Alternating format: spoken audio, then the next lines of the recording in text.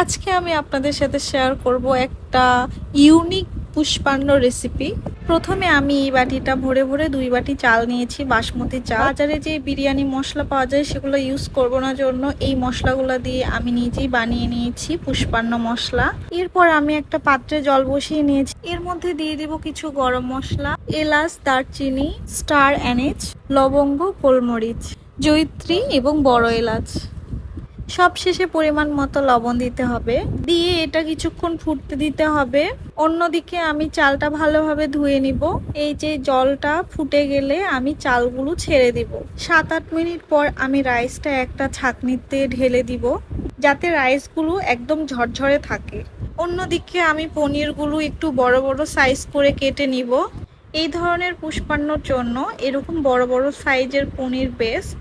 এরপর পনিরগুলো ভেজে নিয়ে গরম জলের মধ্যে ডুবিয়ে রেখেছিলাম যাতে সফট হয়। আর অন্যদিকে আলুগুলো সুন্দর মতো ভেজে নিলাম, আর এই কাঁঠালটাও ভেজে নিয়েছি।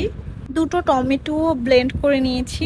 এরপর আমি একটা বাটিতে 3 চামচ টক দই নিয়ে নিব এবং ব্লেন্ড করে রাখা আদা জিরে এর মধ্যে দিয়ে দিলাম। সামান্য পরিমাণে চিনি দিয়েছিলাম। এরপর কড়াইয়ে তেল দিয়ে ফোড়ন দিব, তেজপাতা, শুকনো মরিচ, ছোট এলাচ, বড় এলাচ, গরম মশলা আর একটু জিরে। এরপর যে মশলাটা আমি তৈরি করে রেখেছিলাম সেটা ঢেলে দিলাম। এখানে লবণ আর হলুদ দিয়ে দিলাম, এখানে ওই ব্লেন্ড করে রাখা টমেটো দিয়ে দিলাম। এটা সুন্দরভাবে কষানোর পরে যখন মশলা থেকে তেল ছেড়ে দিবে তখন ভেজে রাখা কাঁঠাল আর আলুগুলো দিয়ে দিব। কিছুক্ষণ পর দিয়ে দিব পনির ডুবিয়ে রাখা জল আর কয়েকটা কাঁচা লঙ্কা। কিছুক্ষণ ফোটার পর ওইটা কমপ্লিট। আমি গ্যাসটা অফ করে অন্য পাত্রে দিয়ে দিলাম কিছুটা পরিমাণে ঘিটা চারিদিকে মেখে নিতে হবে। কিছুটা গ্রেভি আমি নিচে দিয়ে দিলাম, পনিরটা দিব না, তুলে নিয়েছি।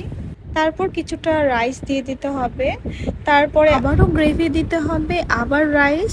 এভাবে যদি নিচে গ্রেভি আর উপরে রাইস দেওয়া হয় তাহলে নিচে রাইসগুলো লেগে যাবে না।